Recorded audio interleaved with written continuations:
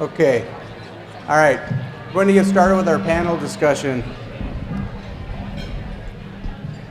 This afternoon, we've invited 5 Yamhill community leaders to discuss their experiences of how trauma impacts individuals and families all across our community. At the end of the panel discussion, we will have time for questions and answers. You'll see that there's note cards on your tables. If you're interested in asking a question, please jot the question down on the note card and then hand it to one of the staff members that will be walking around. Please wave it in the air so that we can know that you have a question, okay? Great, so let me introduce our panel. Our first panel member this evening is Dr. Jim Rickards. You just who you are, there you go. Dr. Jim Rickards is an actively practicing radiologist in McMinnville. He's also the Health Strategy Officer for the Yamhill Community Care Organization, or Yamhill CCO as we call ourselves. In this role, he works to align the needs of the organization's 25,000 Medicaid members with the community's health resources. Our next speaker is Silas Halloran Steiner. Silas Halloran Steiner is the Director of Yamhill County Health and Human Services. In this capacity, he is the Board of Commissioners Designated Public Health Administrator and Community Mental Health Program Director. Mr. Halloran Steiner is a founding board member of the Yamhill Community Care Organization. As a system design leader, Mr. Halloran Steiner is working on various public health initiatives, including early learning hub connections between health and education, maternal medical home model development, and the support of a variety of transformational programs at the county. Mr. Halloran Steiner is also closely involved with Yamhill's local criminal justice system. Dr. Mary Alice Russell has been superintendent of the McMinnville School District since 2002. Under her leadership, the district has received significant statewide recognition for its educators and programs. Dr. Russell was the 2013 Oregon Superintendent of the Year and National Superintendent of the Year finalist. During the 13 years Dr. Russell has served as superintendent, the district has risen to become one of the highest performing school districts in our state. An administrator since 1981, Dr. Russell has been an elementary and middle school principal, 21st Century Schools director, and associate superintendent. She earned her doctorate in education from Oregon State University, her administrator's certificate from Lewis and Clark College, and her bachelor's and master's degrees in education from Portland State University. Dr. Margaret Miller is a pediatric medicine specialist in McMinnville, Oregon. She graduated with honors from Ohio State University College of Medicine in 1979. Dr. Miller has more than 36 years of diverse experience in pediatric medicine and is currently working at Physicians Medical Center here in McMinnville. She also serves as the medical director at Juliet's House, an intervention center for children dealing with abuse. Dr. Miller is a fellow of the American Academy of Pediatrics. Judge Cynthia Easterday served as the primary juvenile and family law judge for Yamhill County Circuit Court from 2009 to 2014, and now is one of the general duty judges. Judge Easterday serves on the Leadership Council for A Family Place, Yamhill's Community Relief Nursery. In 2002, she received the Chief Justice Juvenile Court Champion Award. Judge Easterday serves on the Yamhill County Commission for Children and Families, the Oregon Community Foundation, North Willamette Valley Leadership Council, Local Public Safety and Coordinating Council, and Family Law Advisory Council. Thank you for being here today. As you can tell, we have a very illustrious panel this evening with lots of expertise. So to start us off this evening, Dr. Miller, would you mind defining for us trauma from a medical perspective and maybe discuss the science we have around this issue and what the data tells us? Well, thank you everybody for coming today. And I think we've gotten probably more eloquent than I can explain about trauma, but I will give you my kind of perception of trauma and kind of how it looks in pediatrics. Again, what we're talking about is not just physical trauma. I think a lot of times physicians think about trauma as a big motor vehicle accident or a major disaster or war or those kinds of things. But what we're really talking about in a broader sense is some kind of adverse experience that has impacted an individual and impacted their physical, emotional, cognitive health, and oftentimes that will last over the course of a lifetime.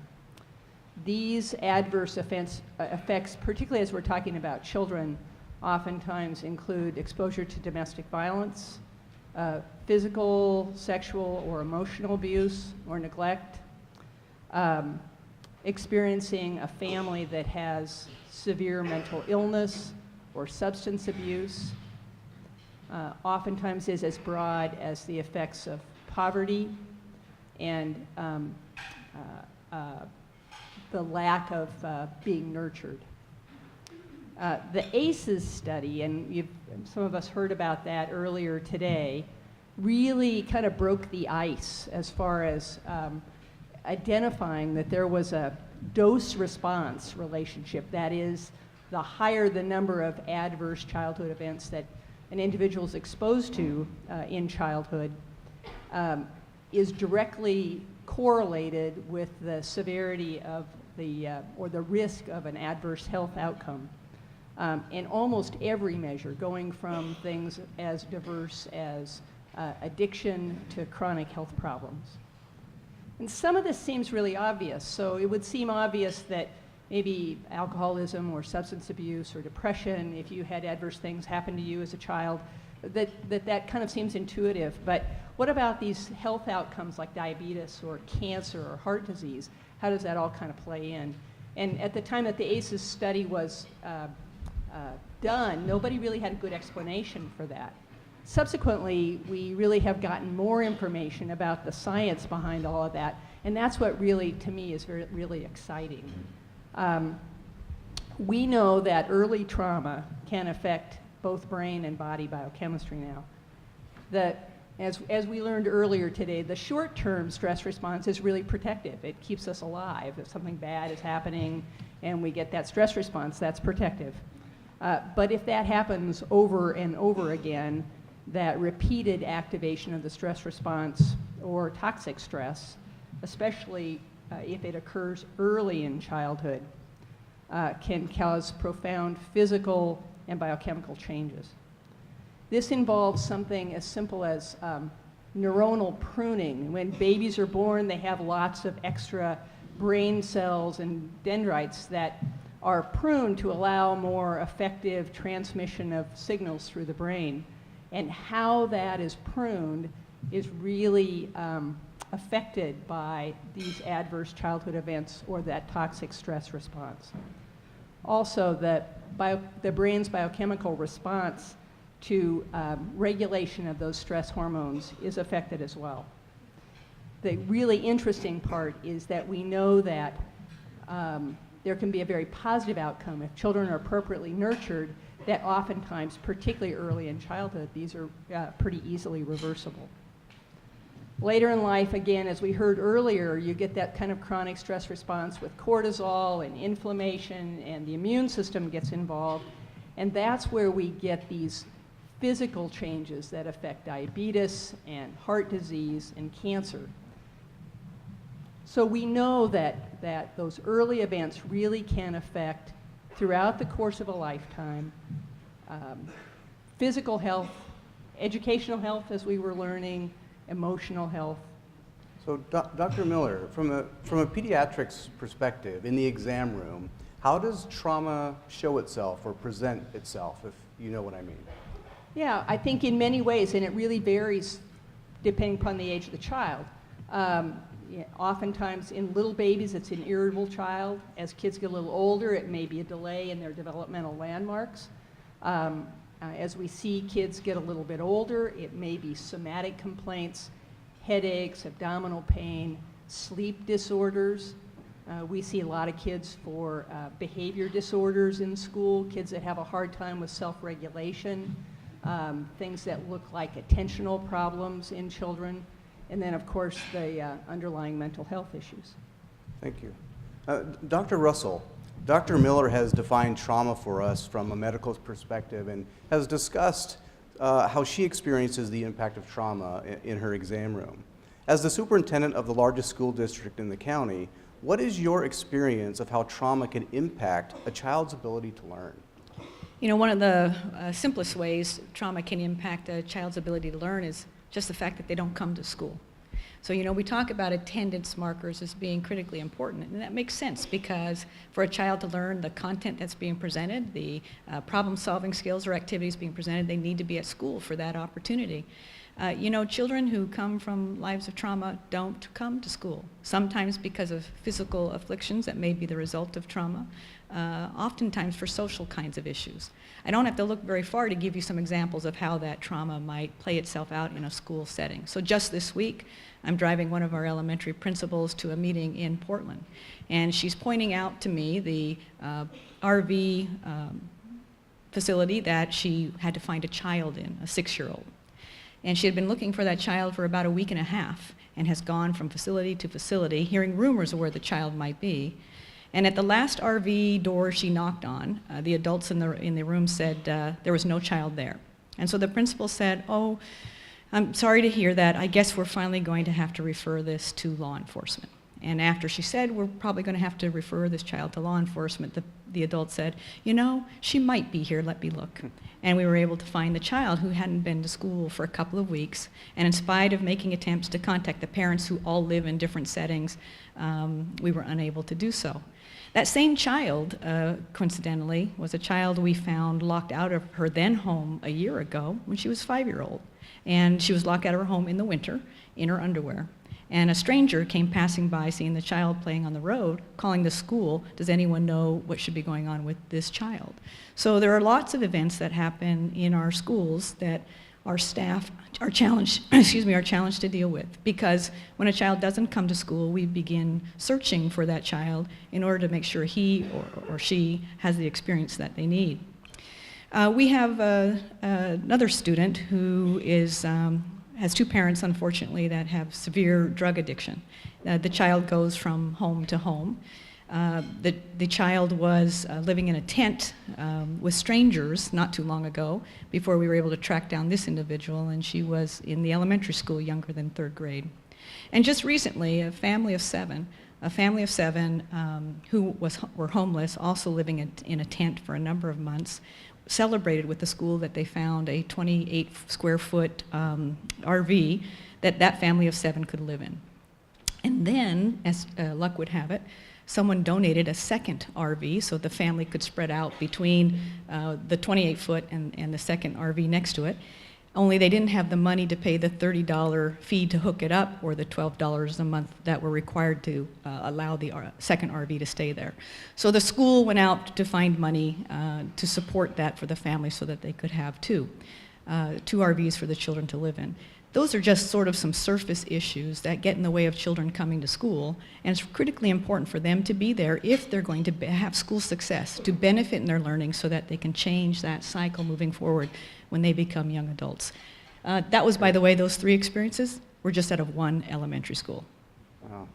And Judge Easterday, from your perspective as a judge in our family court system, what do you see as the impact of trauma on families? Well, first of all, I just wanted to say hello. I don't think I've ever been in a room where I have felt more in common with everybody, so it's really nice to be here.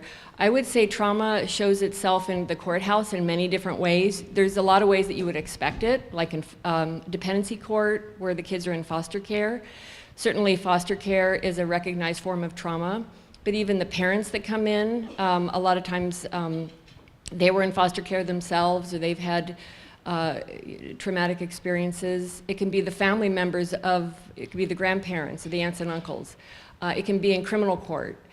People often think, well, you know, they're committing criminal acts, they should be punished. But if you just scratch the surface, you can really find some people that are really broken, and they've had some pretty traumatic experiences themselves.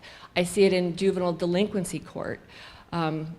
There again, a lot of times people will think these unruly teenagers, they're just being defiant, but after I've had a teenager yell and scream at me in anger and use the F word, I'll talk to them, we'll talk, and then they'll break down and cry, and you really can feel how broken and confused they are and helpless. I see it in my landlord-tenant court. There again, where parents are in survival mode, they can't pay their rent, and now they're becoming homeless, and there again, it kind of trickles everywhere. I see it in domestic relations court. There again, domestic divorce is a recognized form of trauma, and there can be lots of families that are going through traumatic experiences. Those are just a few of where I see it in the courthouse. Dr. Rickards, we've talked about how trauma can affect children and families. From your perspective as the health strategy officer for the CCO, how do we see traumatic experiences manifest themselves in the lives of adults?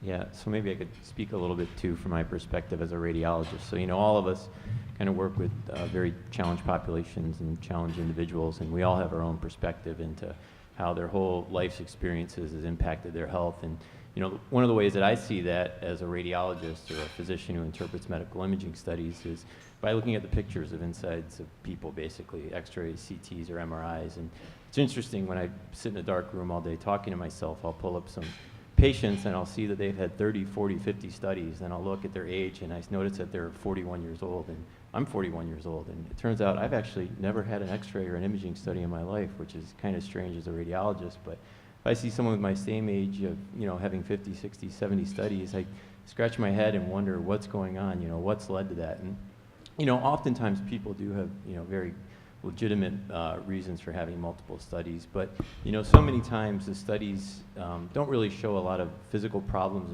in these individuals, and I got to realize what's really going on here, what's the real story behind somebody. And I think a lot of it is there are other determinants of health that have led to them getting multiple imaging studies. What's their behavioral background, their social background, their physical environment that's resulted in all these kind of physical problems that I'm trying to deal with. So I think a lot of it is the ACEs that Dr. Miller talked about, leading to a lot of more chronic problems long term. But I think so many times what we try to deal with as a medical profession doesn't really have a lot of true kind of physical roots, but really is rooted in those other determinants of health. Right.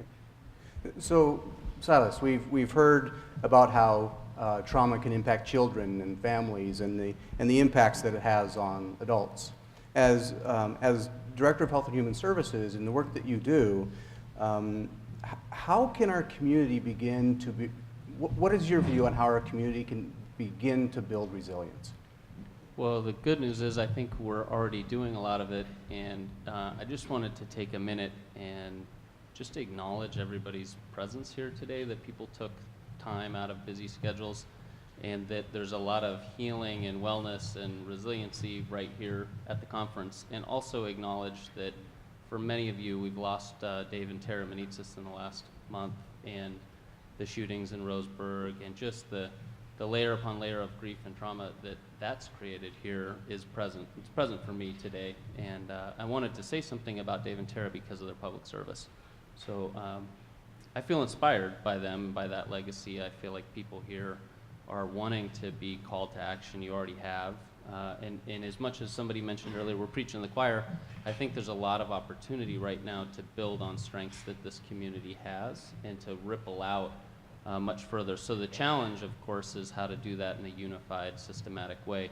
I think the CCO and the Early Learning Hub create an opportunity for us right now that's really unique.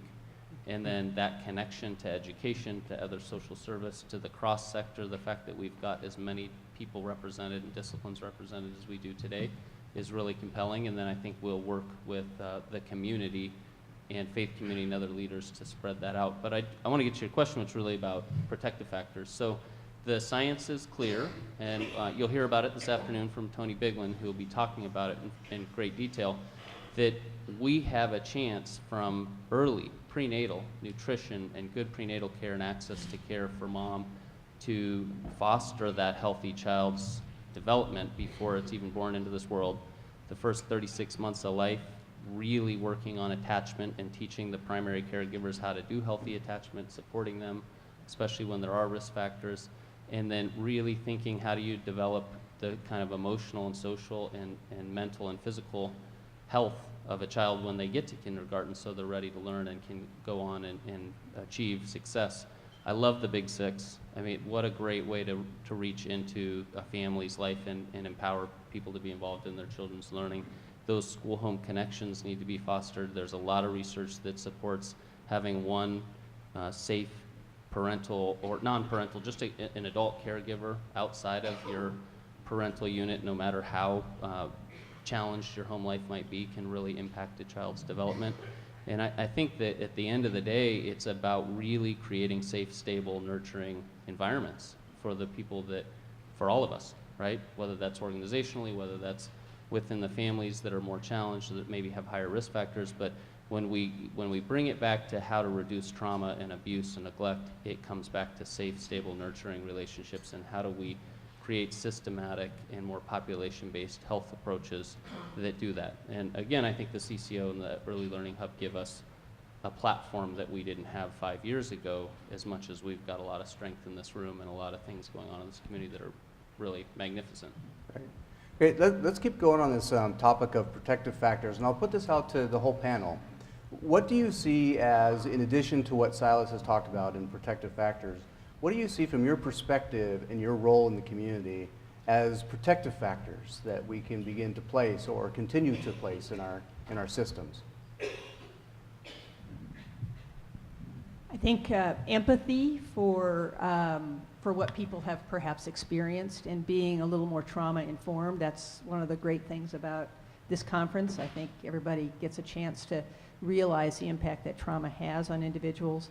And it gives us, if we have empathy for not only the people that we're seeing in our daily lives professionally, but also for our neighbors or people that we're seeing in the grocery store or whatever, I think that sort of sets the culture of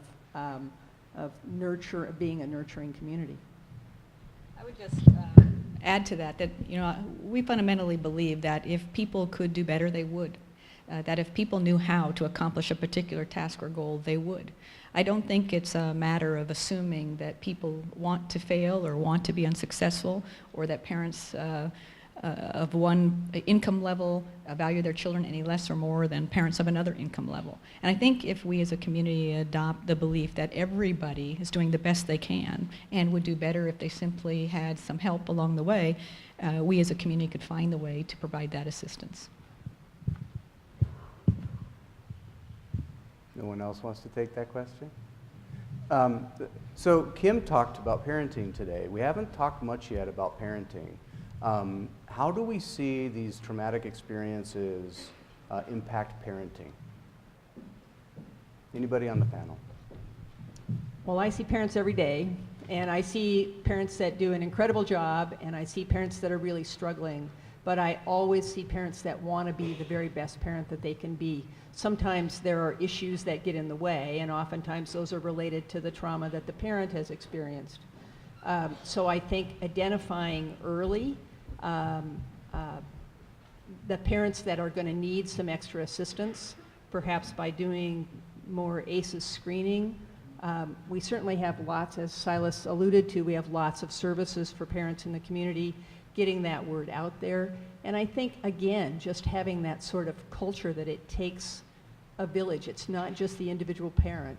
It's all of us that surround and interact with that parent, modeling appropriately and modeling for the child as well as for the parent.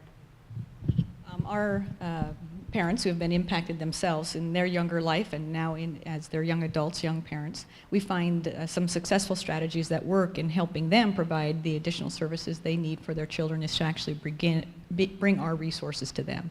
So in the old days, you know, when you have a parent night or a traditional thing that's happening at the school, you used to get everybody to turn out. Now we have fewer and fewer that are able to turn out in those settings, either because of work kinds of requirements that get in the way, that factor the evening, or because maybe they experienced a lot of failure in school themselves that wasn't a positive place to go. So why would they want to go now as an adult when they don't have to be there? So we do a lot of things to try to have neighborhood meetings, community meetings. We try to provide educational opportunities around food and fun activities so that people are coming for food and the fun, and then some of these extra learning tips and things they can take back, strategies to use with their children, are just an aside to all the other fun activities that people are participating in. Well, I'll take a stab at it. I'm not really in the trenches like most of you are, but people that come in court, of course, their survival coping mechanisms aren't working anymore, and so they're in jail. And so when we're trying to motivate, I guess, parents to get healthy and get into treatment usually. I think, I'll tell you, one of the big things that I can do as a judge is to not shame them, and as they walk into my courtroom, to actually treat them with respect, and to let them know that we really want them to be successful, that their children's childhood is ticking as we speak, and most of the time their children want their parents to be doing the parenting, and it's really hooking them up. We've got some wonderful resources right here in the room, and so that's like Provoking Hope, getting them in touch with them, getting them in touch with maybe if it's in the school, like I work with Shyla, public health. I mean, it's really building that relationship and that safety in a loving way. Just let them know kind of that our hand is out there for the taking. I mean, it's the $1,000,000 question, when they're going to accept the outreached hand, but at least we can do it in a really a positive way and respectful way. I want to continue with you, if you don't mind, Judge Easterday. What do you see as some of the successes in the programs that you work with and refer into? Right. I mean, if we want to talk about results, I think one of the biggest areas that we see results is in our, like on our drug courts. We have a school attendance diversion program. It's that team approach where, and part of it is we try to meet every month as a team. So, with our agency partners, so we get more educated, we build relationships, and then we can, offer services to the clients, i.e. the defendants, the clients that come into the courtroom. So I would say that those, the trainings, for us to really understand trauma and how it affects, and not be fooled by the obnoxious person that's, in the courtroom, or, that's just a symptom.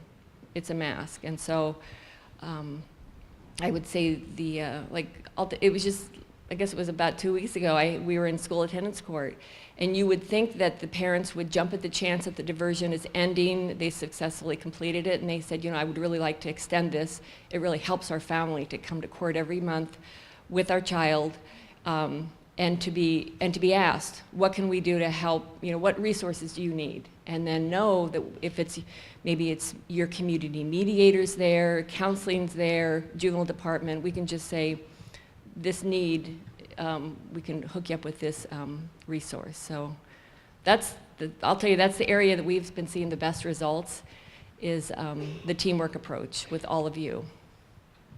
All right, thank you. I'm going to start, it's going to be a series of questions. Dr. Miller, specifically in primary care, what can we do to build resiliency? And then Dr. Rickards, what about the CCO? What's the CCO's role? And Silas, what do you see as the role of public health? Well, I think building resiliency has a lot to do with education and impressing upon new parents, and maybe even before babies are born, the importance of nurturing and positive parenting behaviors. Again, I think we have lots of resources in the community that many of you are already involved in to help educate parents to be the very best that they can be.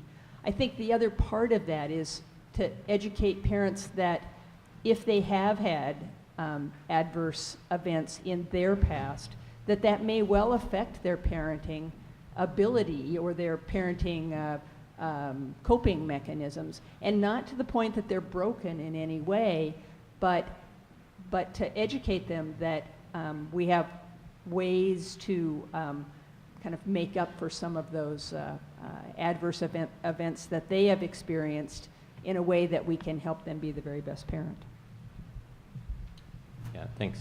So first, maybe I'll back up a little bit. I think many of us are familiar with what the CCO is, but the Yamhill CCO, or Community Care Organization, it's one of 16 coordinated care organizations in the state of Oregon. And basically, in the United States, there's 3 ways you can receive health care insurance. You can receive commercial insurance, typically, which is through your employer, or you maybe purchase it on the exchange.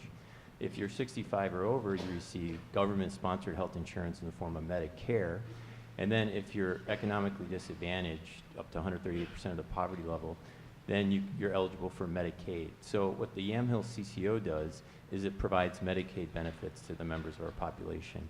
And it's interesting in terms of being a healthcare plan in that it's really this community-governed healthcare plan. So the people that provide the services, being the physicians, the hospital administrators, public health leaders, as well as the patients, they're really the ones that govern this organization. So the CCO is really this incredibly powerful platform to build community and deliver the care to the people that we live with, the people we work with, the people we go to school with.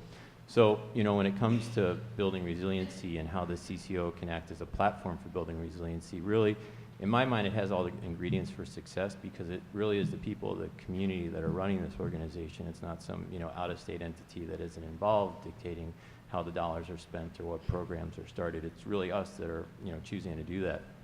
And so, again, related to resiliency, I'm a radiologist and I kind of think in pictures and I think of, well, what is resiliency? And I think, well, it's kind of like to be resilient is like this tree that will bend in the wind but doesn't break and then can pop back up and grow towards the sky and be successful. So as a CCO, we're trying to support these individual trees, but we really are kind of this forest of all these trees bending and swaying together, trying to support each other and want to grow and be successful and raise this great community. So the CCO, I think, can be this platform to bring people together like we're here today to develop innovative ideas and support programs to foster the most vulnerable people of our community. So I want to answer two questions, the public health role, but also I wanted to make sure that folks that aren't able to stay till the end of the day, or if you're excited about any of these things, you'll just connect with these programs because we're talking about parenting. So Lutheran Community Services is doing evidence-based programming called The Incredible Years. They have postpartum depression programming they do. They've started the Relief Nursery. There are lots of organizations that also do things related to parenting skills coaching like Head Start and Early Head Start. The county has, through the Family and Youth Programs, the Parent-Child Interaction Therapy for young children, usually typically 2 to 7, to do skills building and coaching and teaching those skills. So just thinking about parenting, those are usually, all of those programs, and I'm sure I'm going to miss a few, are targeted towards certain populations that are higher risk. There's usually some reason that they've been referred for a service or are seen in high need, or they're just saying, I need some help. They're, like me as a new parent, I wanted more help, and any of us that are emerging into that new role to be a new parent, it's pretty challenging, and especially if you don't have the added family support or other social support or a faith community or a way that you find meaning and get help through that. So what we don't have is a comprehensive population-based approach to how to support parents. And when I think about what schools do, schools have a school community, and they really aren't seeing it in the way that Jim just talked about by payer, right? Which at the county we also do. When you deliver publicly funded behavioral health services, you have to think about what kind of insurance they have. Do they have the right kind to get this kind of service? What's medically necessary care? You have to put CPT codes on everything and diagnose people. We work in a medical model, as does Dr. Miller. So thinking about sort of the targeted intervention versus a population health approach is what public health can help with. And I think the question around how does public health fit into this work is really to think about a broad population. So the CCO has 25% of the population here in Yamhill County as their members, 25,000 of 100,000.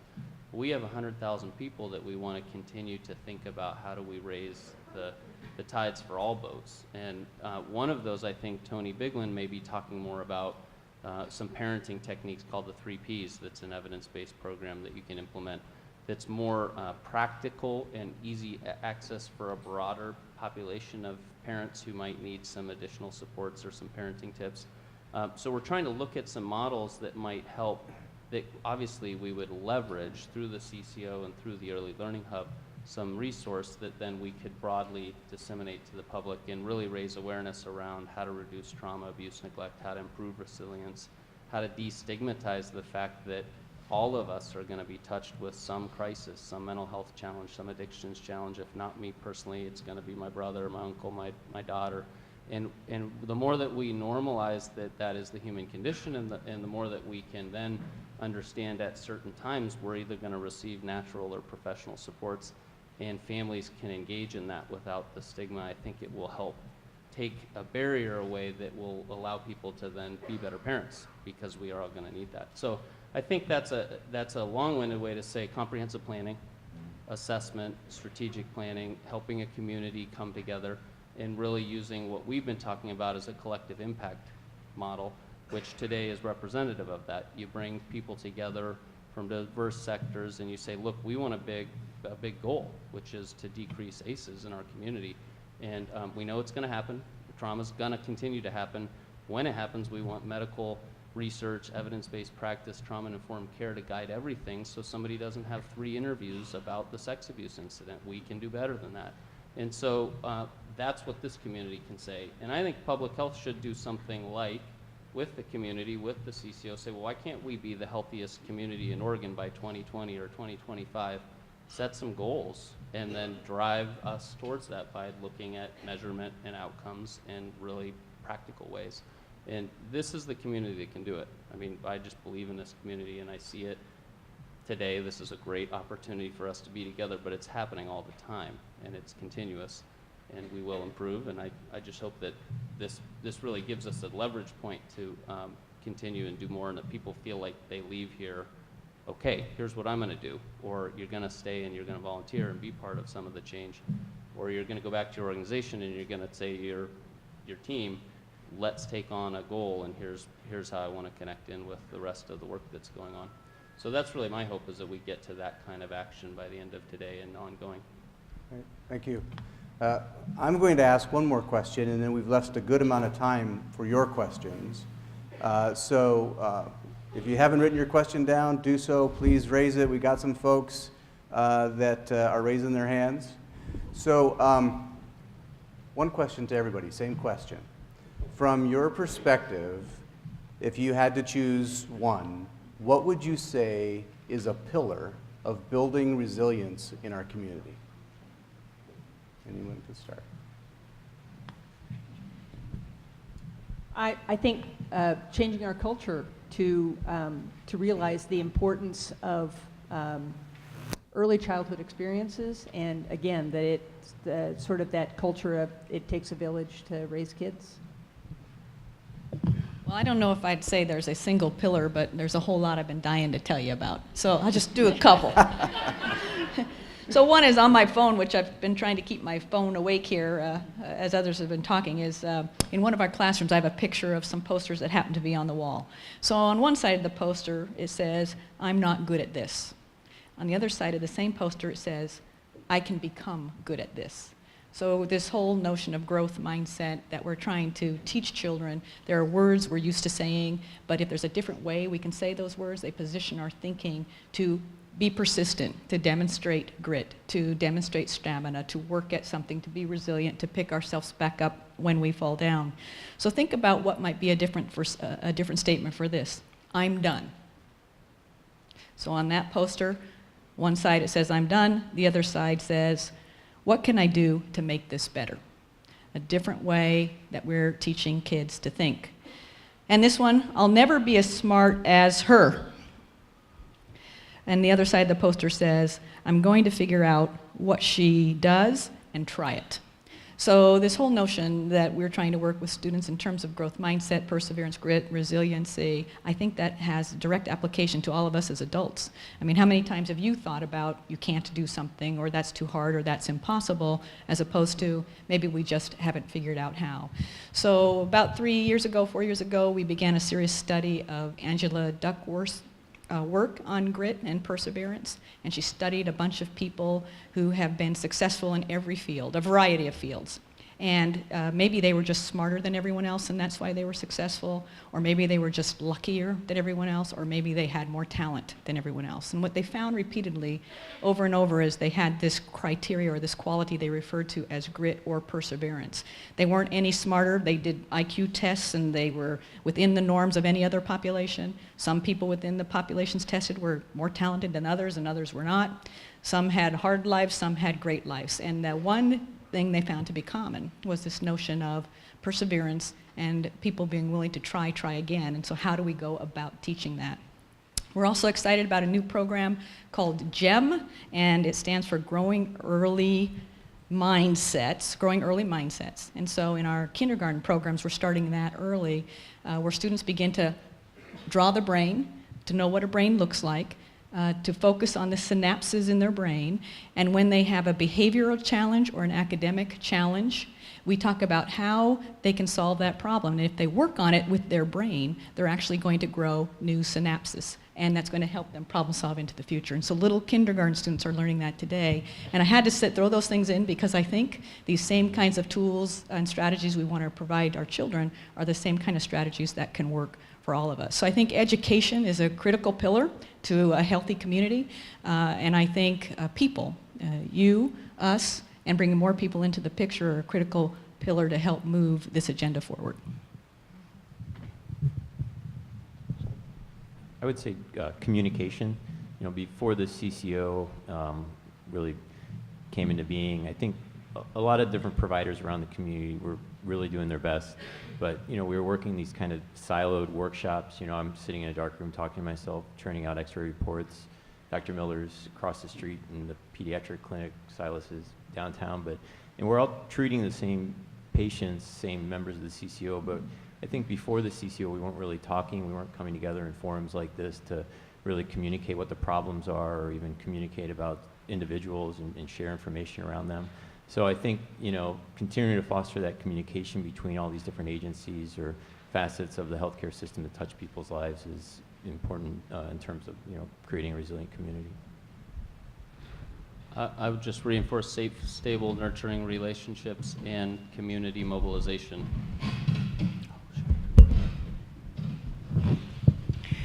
I don't think I have a very good answer for this one. I'm just talking about me in the courtroom all day long. For me, I think for the judges and the court personnel is really to understand and recognize when there might be trauma and how it's impacting the person in court, how it's preventing them from moving forward in their lives, and how to best accommodate it. So. Great. Excellent. Thank you. So we're going to turn to your questions. We've had a comment, just to make sure you hold the mic closer. People in the back are having a little bit hard time hearing you. So these aren't 26-point type. So question for you, Judge Easterday. What alternative processes are the courts taking to work with trauma effectively and to reduce recidivism?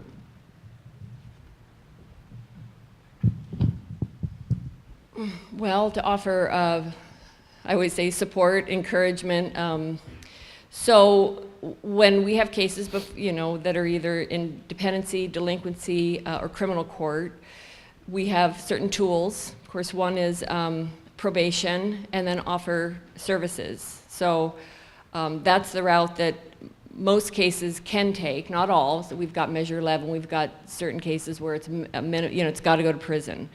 But we offer services, and that then would be a referral to the folks out here in the audience. You know, sometimes people just, for whatever reason, it's not their, it doesn't, they don't do what we ask them to do. And so then we close that case out, we give them whatever it is, jail.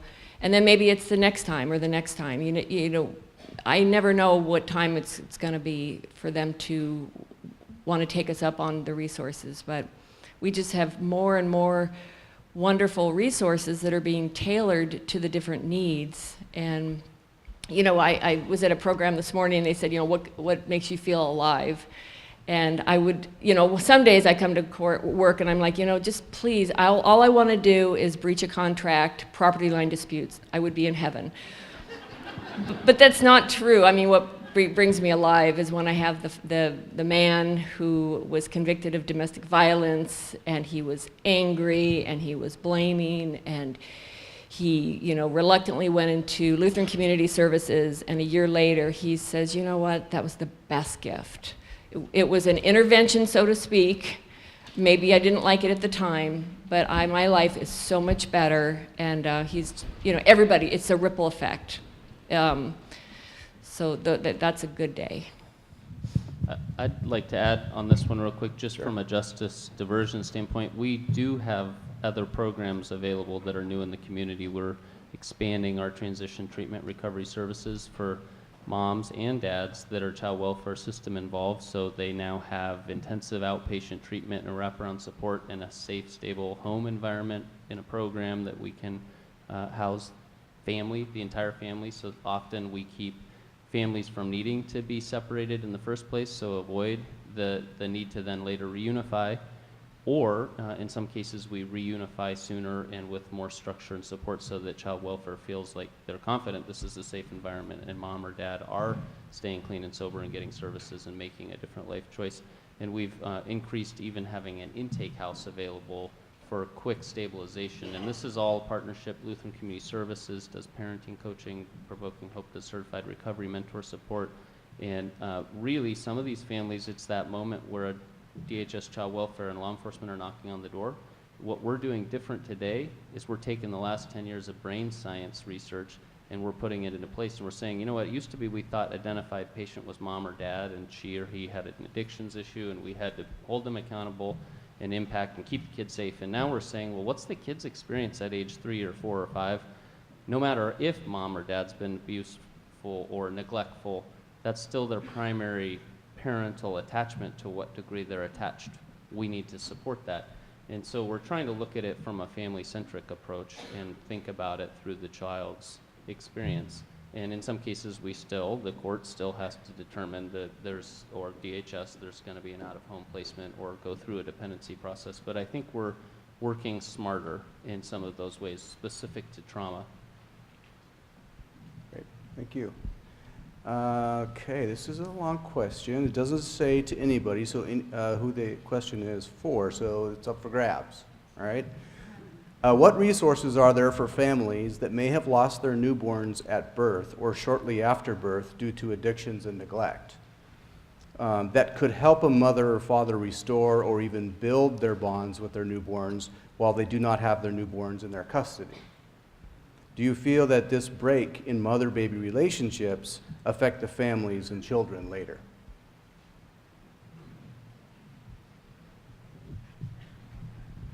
Well, I can address that a little bit. First of all, it doesn't happen very often, fortunately, that we have to separate moms and babies, particularly in the newborn period. And I think that happens for two reasons. Moms with substance abuse problems that are going to make them unable to parent their kids are oftentimes identified earlier, and a safety plan can be put in place so that that baby can be safe but still in the mom's care.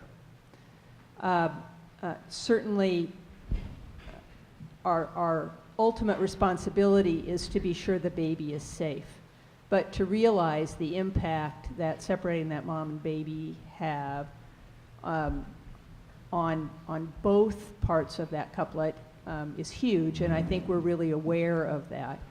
We have lots of services in place for monitoring moms and for assisting moms that have addictions that are identified during pregnancy. Anybody else have is there another part to that I didn't get to? I already put it on the bottom of the pile. Let's see here. Do you feel that this is a break in the mother-baby relationship affect the families later in life?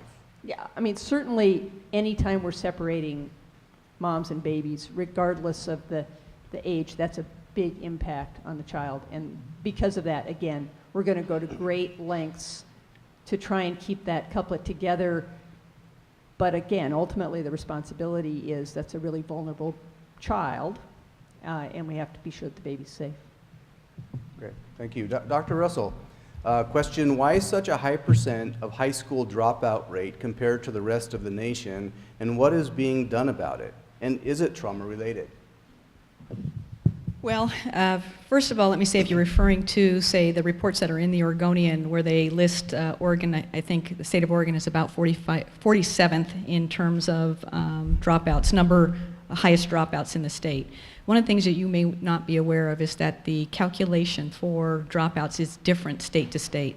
So there have been analyses done that indicate, for example, Texas, which is considered to be one of the highest success rates for dropout, they don't count students until their senior year, so that's an opportunity for the kids between freshman, sophomore, junior year to disappear, and they don't have to begin counting their graduation rate until the start of the senior year. For example, in Oregon, if a student enrolls as a freshman, whatever happens to them between freshman, sophomore, junior, and senior year counts as your graduating class cohort. So you have to make sure you know what numbers are being compared into those sound bites of here's graduation rate. In McMinnville specific, we have one of the highest graduations in the state. I think we were listed in the top 5 for comprehensive high schools of schools that are 2,000 or larger. McMinnville's in the top 5 for us specifically. Is it a result of trauma? You know, I don't know if it's a result of trauma because we have to look at it student by student by student, but it is definitely a result of adverse situations a child has faced over the course of their school career. It may be as simple as they didn't experience school success, and that's not okay. We need to have 100% of our children experience school success. But then you have to go back further. Why didn't they? Did we fail them as educators? Did we not find out what they needed to learn at that particular point in time? Were there things at the home that got in the way? No matter what, though, as educators, whether you're a McMinnville educator or from any other district in the state, it's not okay to lose any children, and so we're working very hard to make sure that we hit that 100% mark. And I know the state of Oregon is as well. And as I leave this meeting this afternoon, I'm heading to meet with a group of superintendents who are focusing on just that very topic. Thank you. This question is probably for Dr. Rickards and Silas. Does Yamhill CCO or other parts of the community have money to share with rural communities who want to work towards healthier outcomes? You got that one. Well, we have supported a variety of transformation programs in the community so far, over $2 million worth of programs. In the future, we do plan to offer more opportunities to support different community-based programs. For example, we've worked with West Valley Fire Department to support a paramedicine program. So essentially what this program does is it leverages existing resources such as ambulances and paramedics to visit patients in their homes on a non-emergent basis to do things like safety checks, make sure that the environment they're going home to after a discharge from the hospital is appropriate for them and not harmful and can actually, help support them becoming healthy again. They also do medication reconciliation, so going through those various bags or boxes full of half-empty pill bottles and see what actually the patient does need and help them figure out what's what and get them on a schedule. So that's just one example of a program we've supported in the community. We call those transformation funds that we've used to support these programs, so transforming the healthcare delivery system.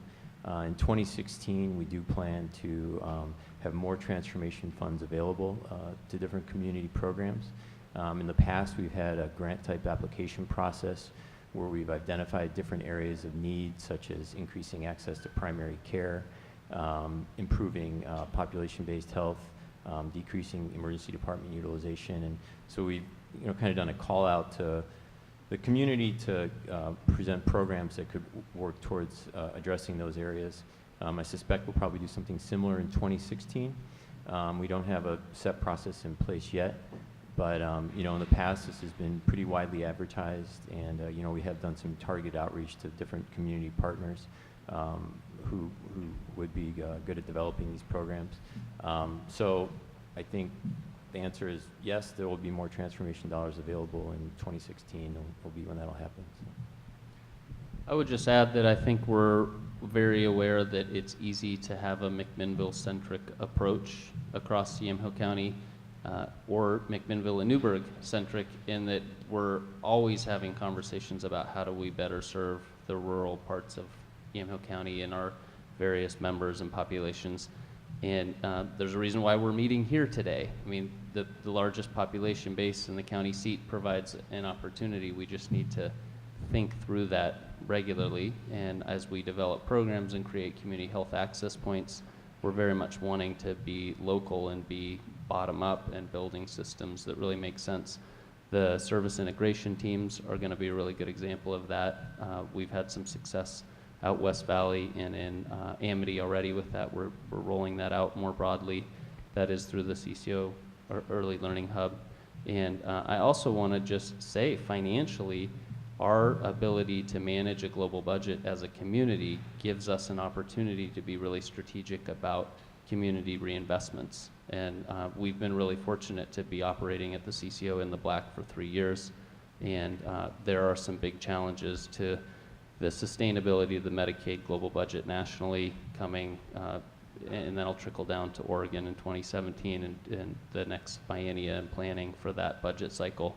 So while we're trying to be conservative about how do you keep an important community-based organization in the black and with enough resource to really do all the good work we want to do, I think there are opportunities to be really strategic, because if we're going to have a wellness and prevention approach to serving our community, you're going to have to make upstream investments, and that's what we want to do. We want to do things that create healthier populations and that decrease overall the trend on increased healthcare costs. That's a large portion of the discussion that our board has, and bringing Tony Biglin here to help with the prevention science side of it is a signal that we want to think about how do you make those population health investments in a really thoughtful way.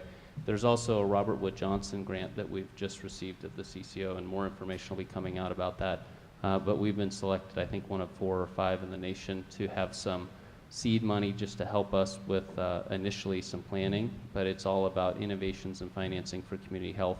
And they see us as a community that has the right ingredients to, over a multi-year period, make some really thoughtful investments. So whoever brought the question forward, come see Seamus afterwards, because he or Jim would be the one to make sure you're connected with around the grant process when we do the next round of transformation grants.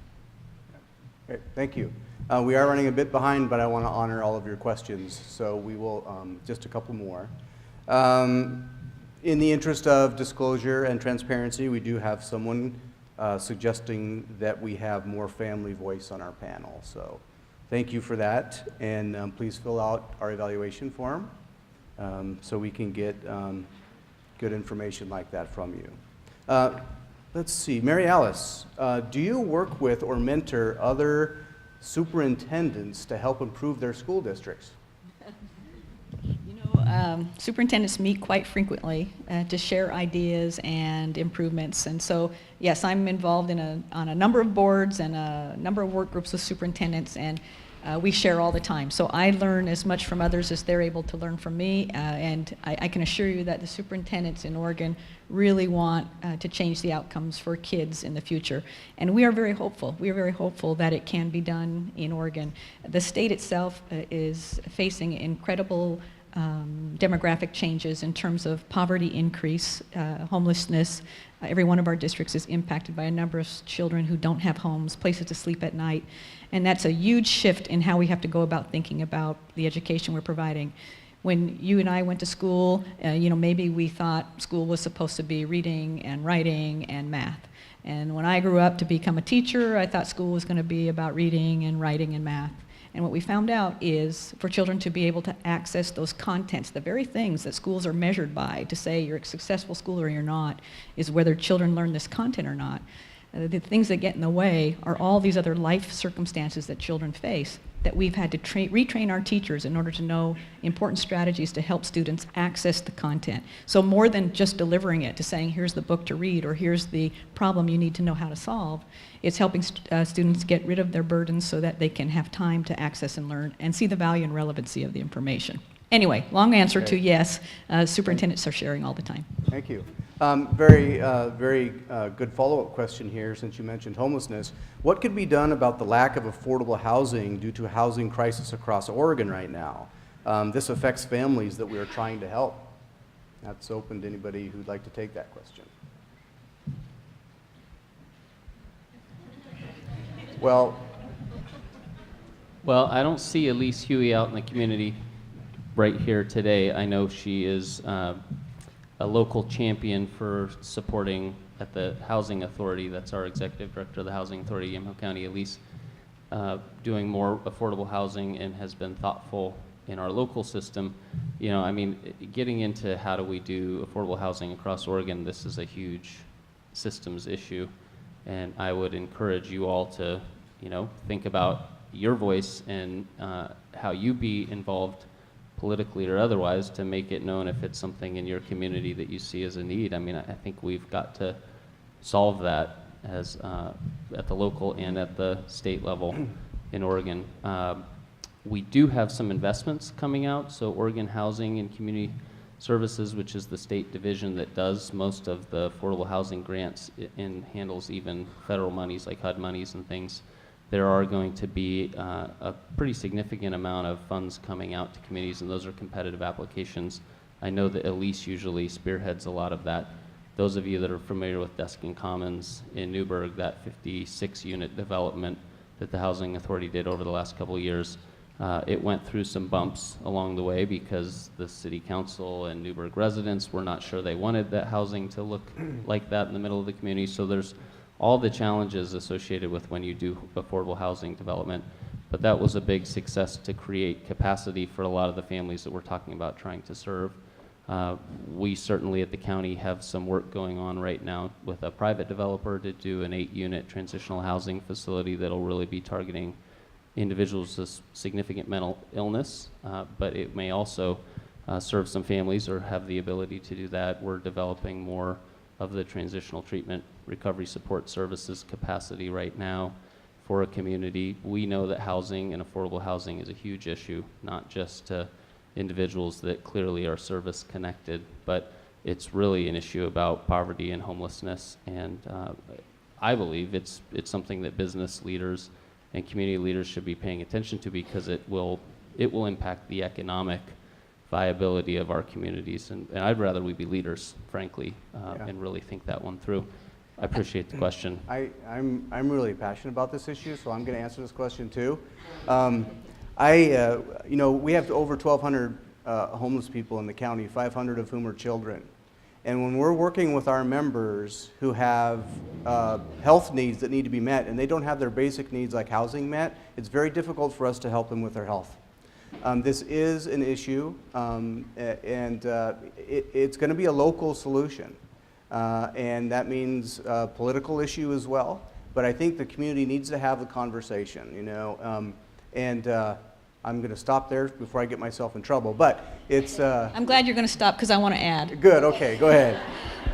And I would just say, you know, he mentioned 500 children in Yamhill County, and I can tell you 200 of them are in the McMinnville School District. 200 children who do not have homes to go to at night.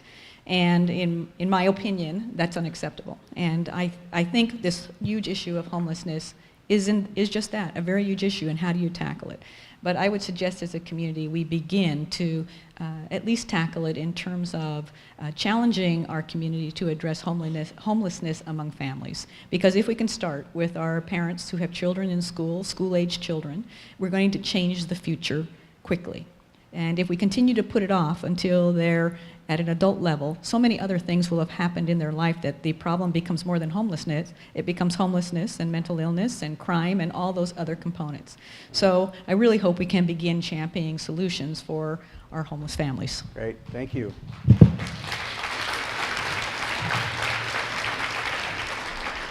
I know you're not clapping because this is the last question. Dr. Miller, what is being done to reduce or address systemic trauma or re-traumatization? And I think that's also generational trauma. Well, I think that there's a heightened level of awareness about trauma in the community. We have some ideas about ways to do better screening for ACEs, perhaps in prenatal clinics or in the pediatric clinic. I just found out that through a family place, they're doing screening. I think a big part of this is educating certainly ourselves about trauma, but also educating folks that have had adverse events in their past about kind of the effects that that has, and hopefully that, and keeping those resiliency factors in place. And hopefully that can prevent re-traumatization. I think through Juliet's house, we're very proactive at trying to get kids into appropriate counseling and educating parents and working with our community partners to provide safe environments for those kids. Great. Thank you. I think this has been an excellent discussion, and really it's only the beginning of a community conversation that needs to be had amongst all of us. So thank you, everyone. Round of applause for